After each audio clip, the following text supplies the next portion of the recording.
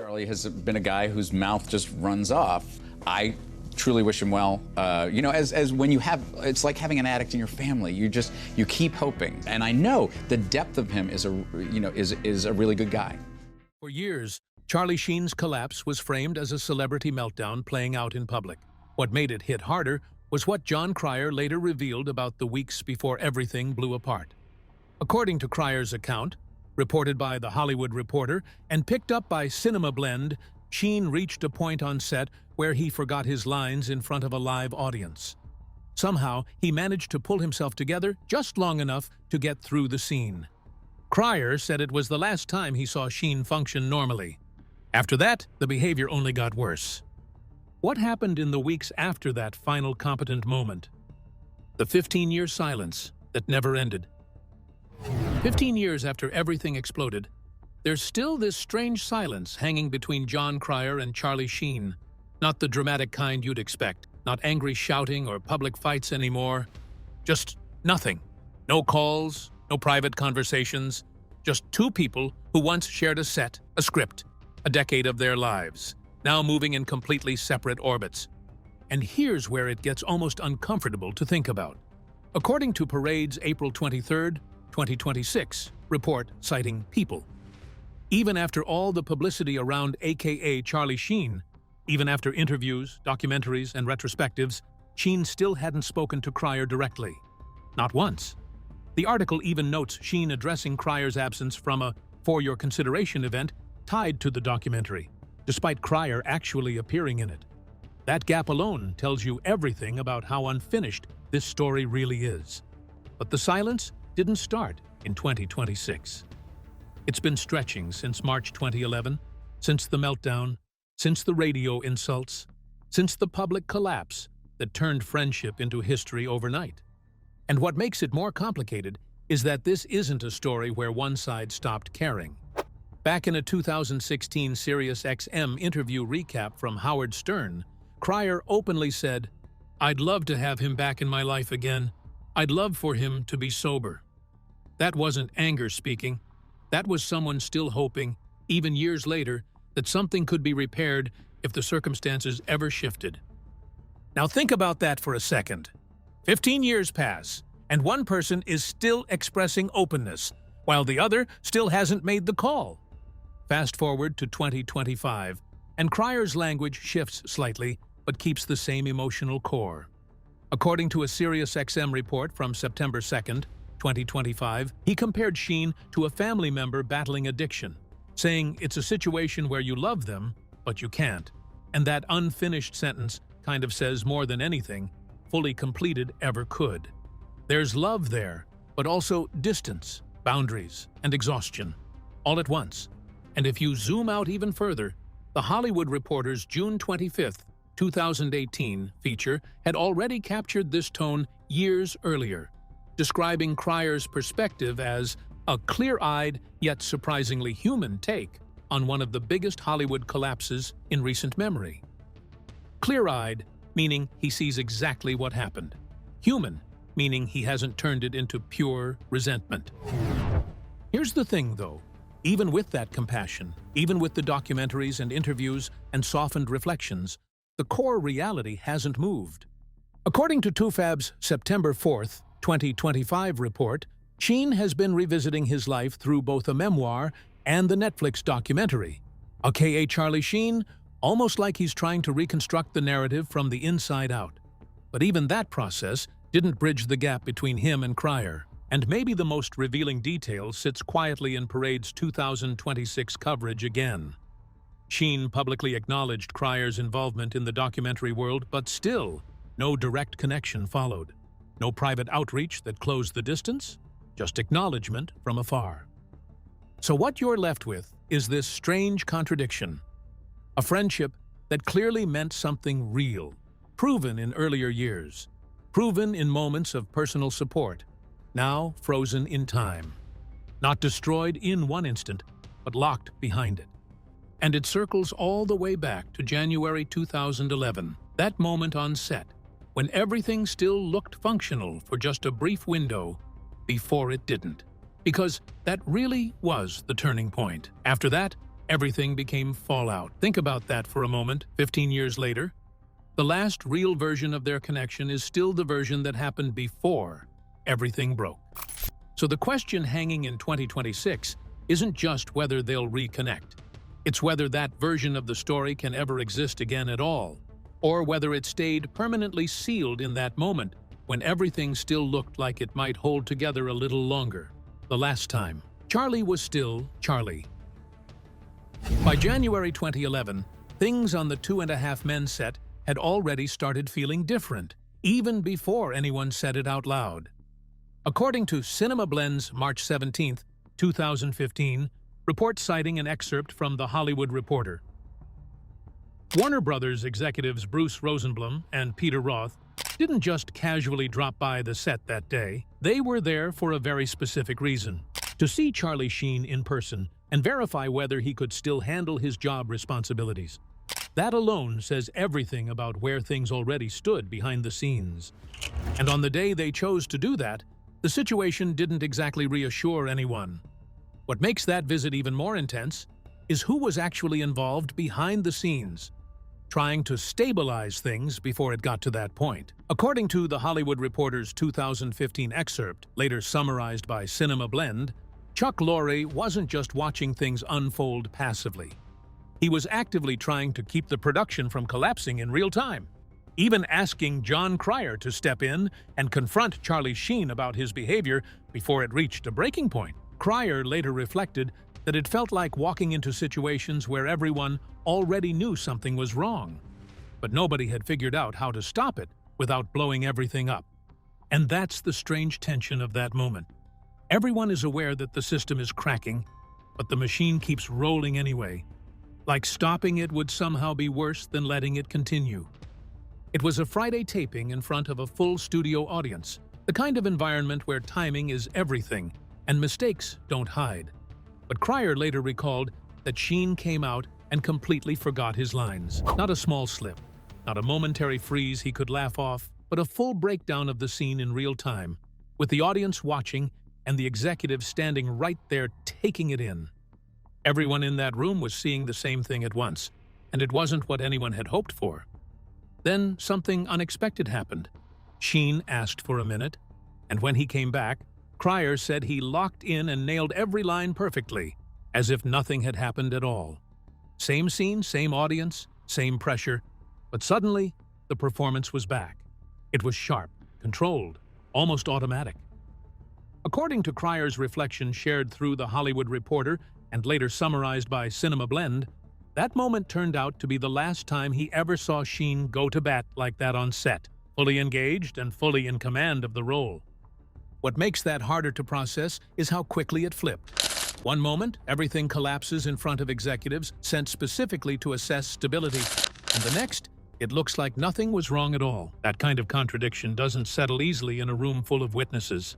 And after the taping ended, the tone shifted again. What's interesting here is how that moment didn't just end the taping. It changed how people in the room interpreted everything that had just happened. According to CinemaBlend's breakdown of the memoir excerpt, the executives who had come in specifically to assess Sheen weren't just watching performance anymore. They were essentially evaluating whether the production itself could continue in its current form. So when Sheen briefly regained control during that second take, it didn't land as a comeback in the way audiences might assume. It was more like a temporary correction inside a system that already felt unstable. Cryer later described it in a way that makes it even heavier, noting that it was the last time he ever saw Sheen fully locked in like that on set, completely present, completely in command. And that contrast matters, because everyone in that room experienced both extremes within minutes of each other. Total collapse, then total control. No warning in between, just a flip that nobody could fully explain at the time. Reports from CinemaBlend note that instead of staying behind to speak with the executives who had come to observe him, Sheen reportedly left the set still in full makeup and went home, leaving Bruce Rosenblum and Peter Roth behind near his trailer. Whatever version of control had appeared during that second take didn't extend beyond the stage lights. That's where the real weight of this moment lands. January 2011 wasn't the beginning of anything new. It was the last time the version of Charlie Sheen people were used to seeing on camera still showed up long enough to finish a scene. After that, there was no more recovery moment to point to, only what came next when the cameras weren't rolling. But this wasn't the first sign that something was wrong. Months earlier, during physical choreography rehearsals, Sheen was already struggling to stand. The question is, why did no one react until it was too late? The physical collapse before the mental one. It didn't start with chaos or public breakdowns or the kind of headlines people later associate with Charlie Sheen.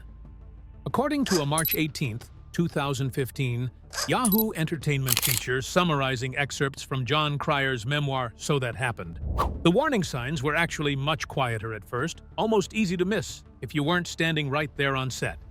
But once you hear them, they're hard to unsee.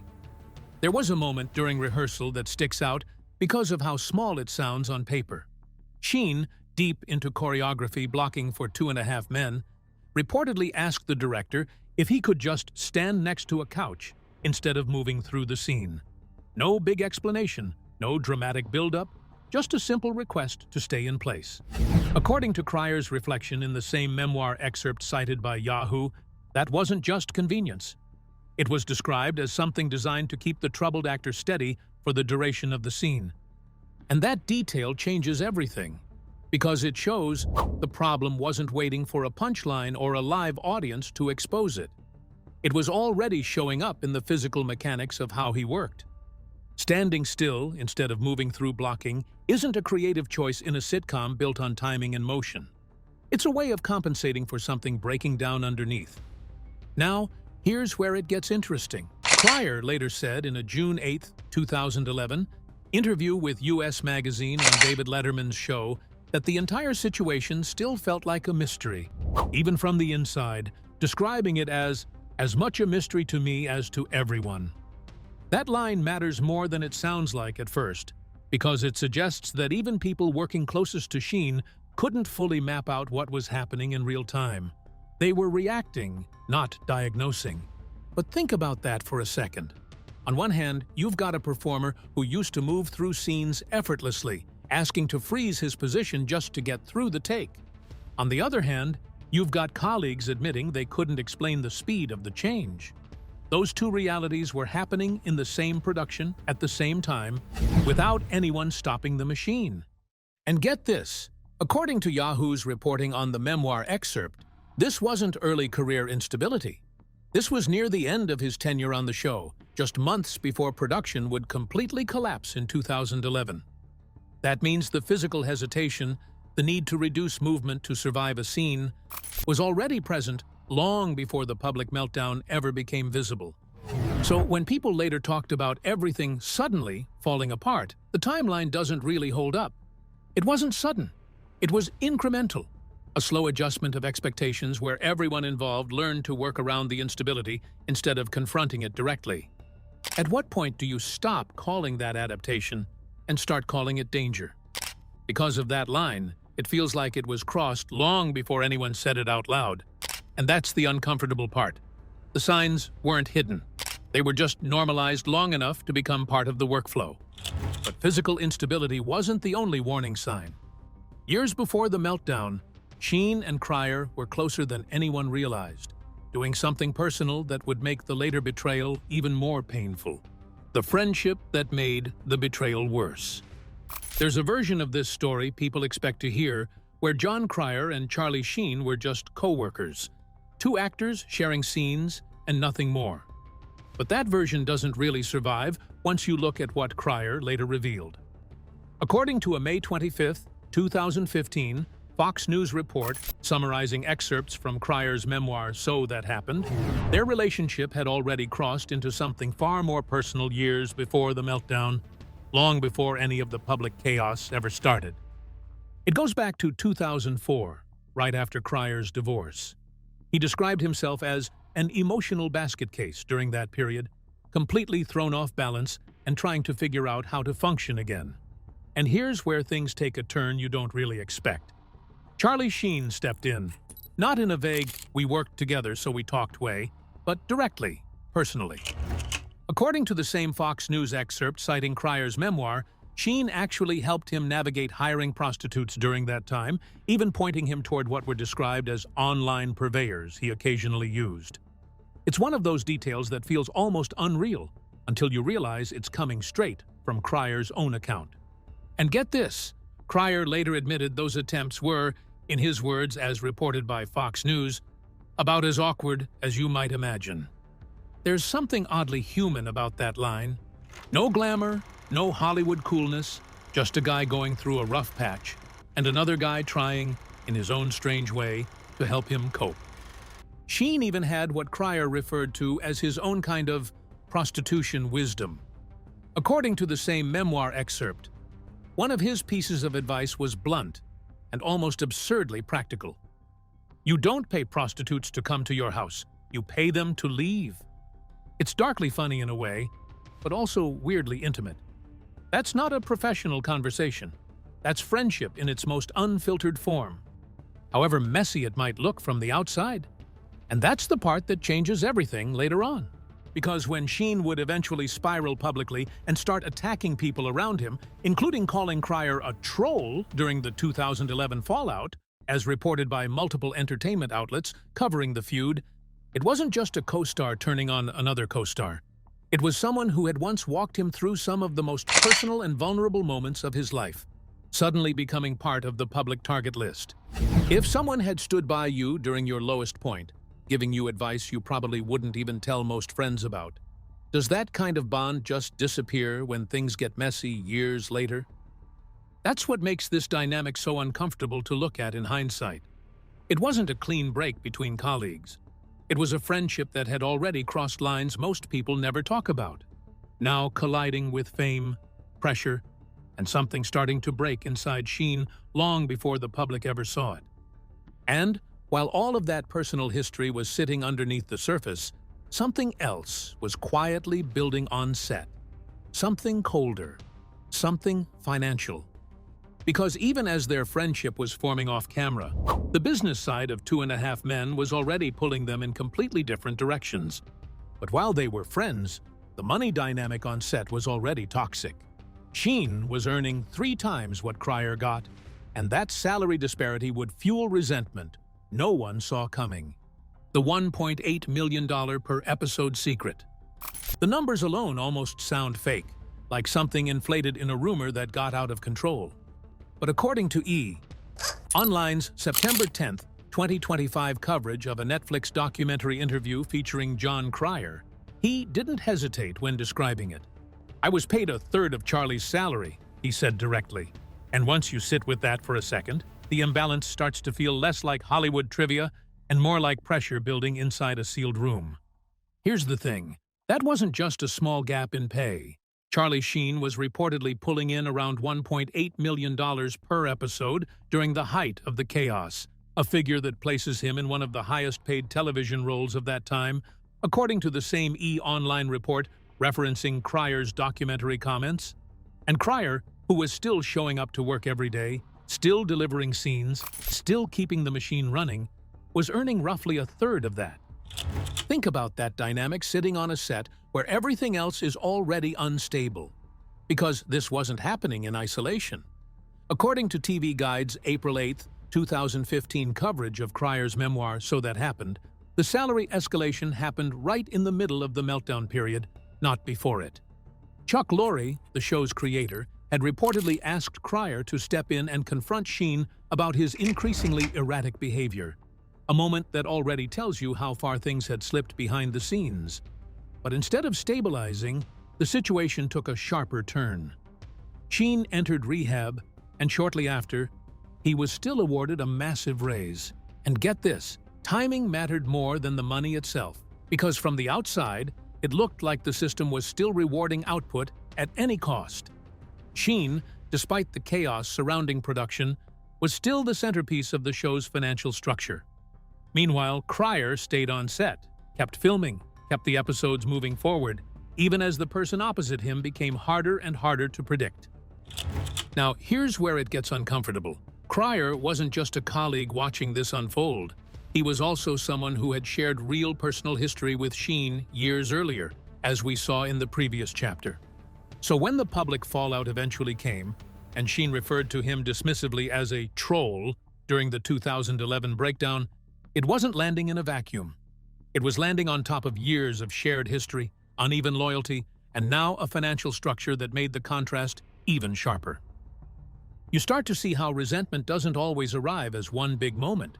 Sometimes it builds quietly, in paychecks, in silence, in who gets protected and who gets left standing on set when things fall apart.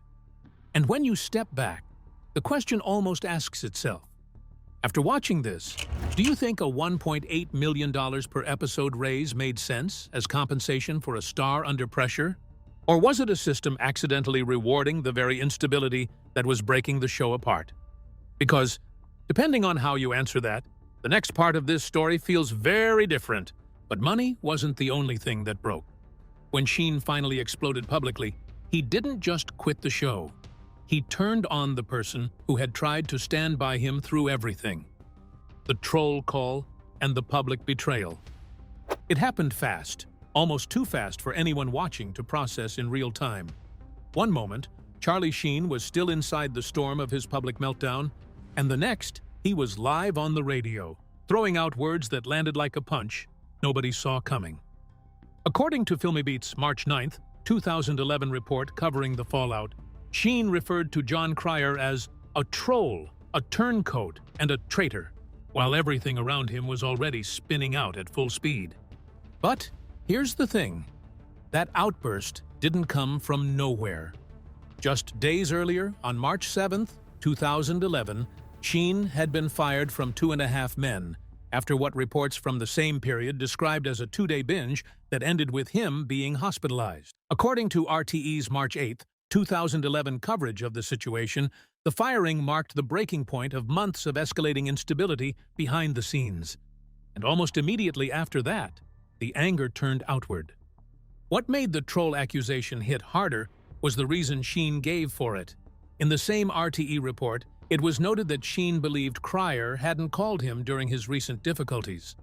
On the surface, it sounds like a simple grievance, but when you connect it back to everything we've seen so far, it becomes something heavier. Cryer wasn't some distant co-star.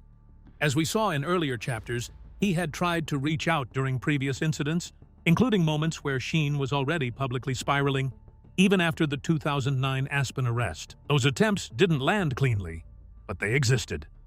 And get this, Cryer himself later admitted on The Late Show with David Letterman, as reported by US Magazine on June 8, 2011, that he had no idea Sheen would spiral out of control so quickly.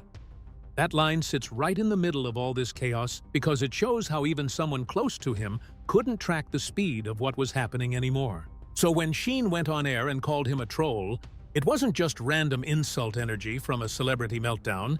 It was aimed at someone who had been inside his orbit for years, someone who had worked with him through friendship, divorce-era support, and a workplace that was already cracking under pressure. That's what makes it feel less like a professional clash, and more like a personal rupture being played out in public.